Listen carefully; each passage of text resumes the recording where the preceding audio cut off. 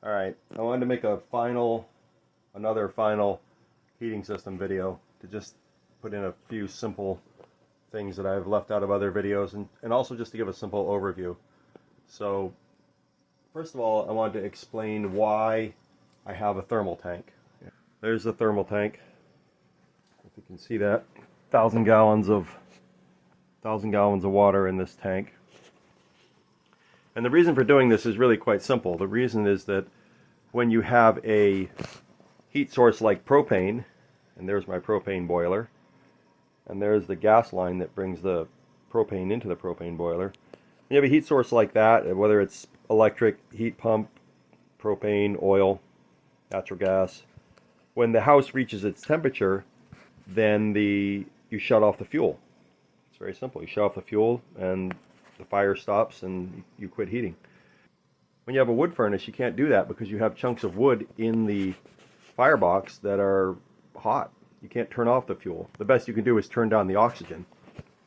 And when you turn down the oxygen, you manage to make the fire slow down and not be so hot, but it just smolders and gets dirty and puts out a lot of pollution and wastes wood.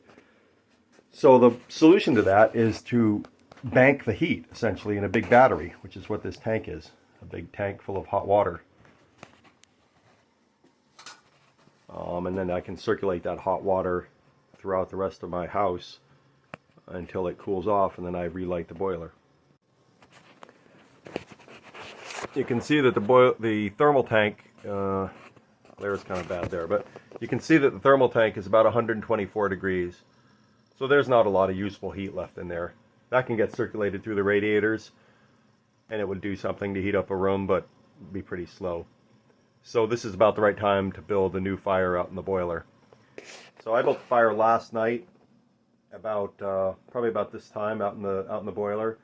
Stoked it once or twice, and that heated up the house and heated up the tank. I think the tank was about 165 when I went to bed.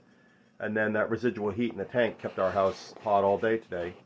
We're probably heating maybe 3,000 square feet. It's all spread out. It's terribly insulated. It's a building that was never meant to be a house in the first place. We do have another little wood stove that runs inside the house and keeps the one room warm. But that gives you an idea of, how long we get out of the thermal tank.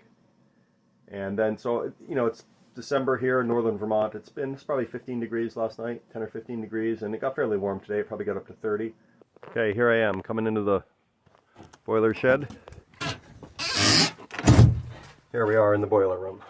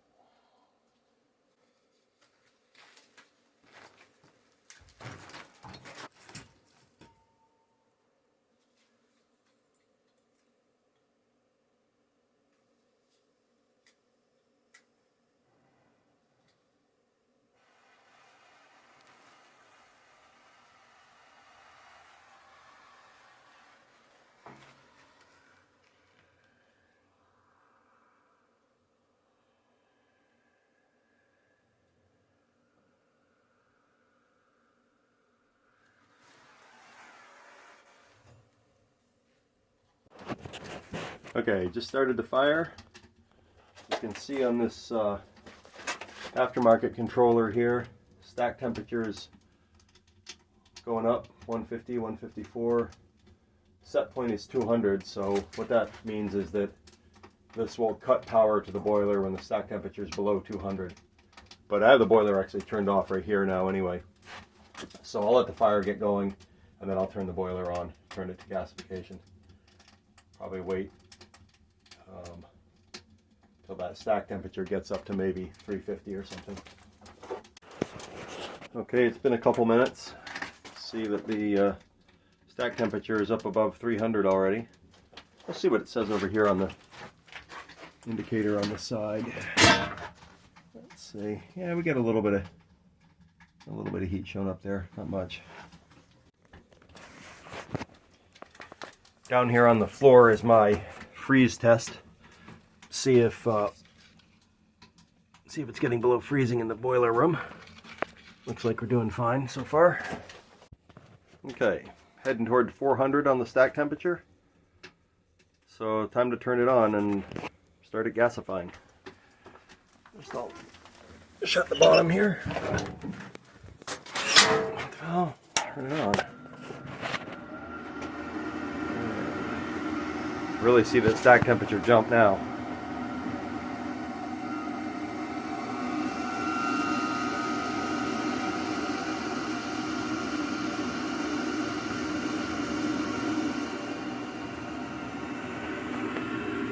Up here we got the digital display for the boiler.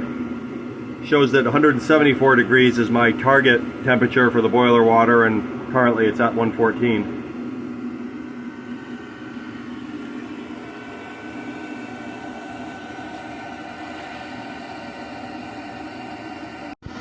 So it's been about 25 minutes, and let's see where we are. The stack's 575. The boiler running at 167, so it's climbing up there. And now we'll try to see if we can get a look down here where you're not supposed to open when it's running.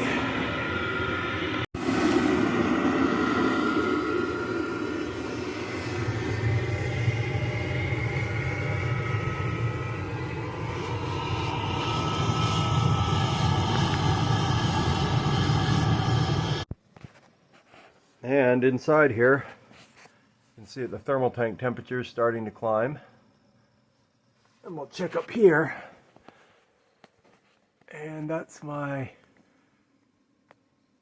thermometer that measures the incoming temperature. So it's almost at 180, which is where I'd like it to be.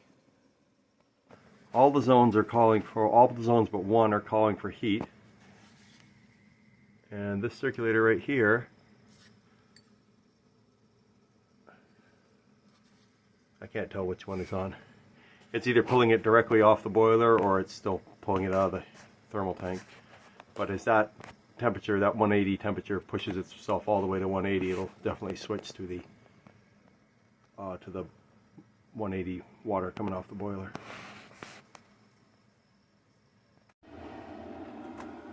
Okay, it's 9 o'clock. The fire has been running for about 4 hours now. And let's see where the temperature is. Looks like the boiler temperature is close to 200, and the stack temperature is 525. Thermal tank inside is approaching 150, so I'm gonna put in some wood. I loaded it again a little while ago, about half filled it again, and I'm gonna top it up for the night. I think this digital readout's a little high because when it's 200 here, it seems like it's closer to 180 in the house.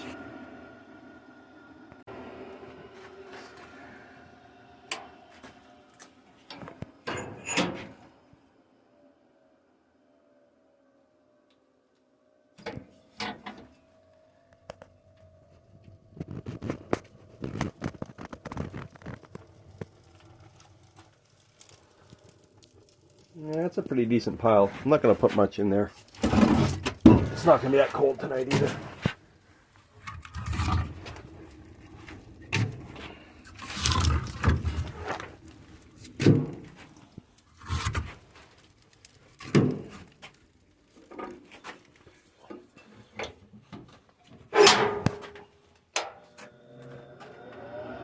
Alright, here we go back inside.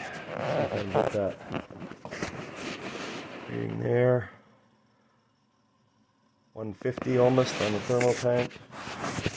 My heat exchanger has, my homemade heat exchanger has trouble keeping up with the boiler when the, especially when the delta between the boiler water and the thermal tank water gets smaller. But there's a lot of heat left in that boiler tonight. I'm guessing this will probably go to 165, 170, and then that'll be plenty of heat to take the house through tomorrow until tomorrow evening.